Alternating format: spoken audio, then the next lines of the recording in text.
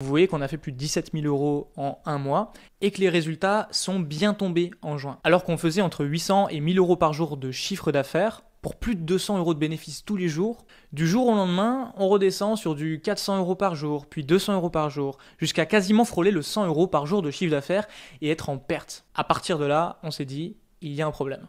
Donc, première étape, je me demande est-ce que c'est mes publicités qui vont pas, qu'est-ce qui s'est passé, etc. Mais après avoir vérifié mes publicités, il n'y a pas vraiment de problème.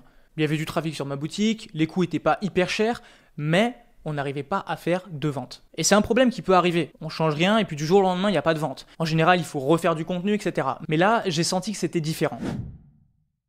Première chose, je suis allé sur X, Twitter, et j'ai regardé un petit peu s'il y avait des événements particuliers, est-ce qu'il y avait des problèmes avec Shopify ou quoi. Et à ma déception, rien de signalé. Donc, ça pouvait pas être un problème externe et j'avais rien changé sur la boutique. C'est là où je me suis dit, il y a forcément une autre raison et il faut que je creuse un peu plus loin. Pour ça, je suis allé sur un outil de Facebook qui s'appelle le Ad Library. C'est un outil totalement gratuit qui nous permet d'espionner les publicités faites sur Facebook. Et c'est à ce moment-là que je me suis rendu compte du problème.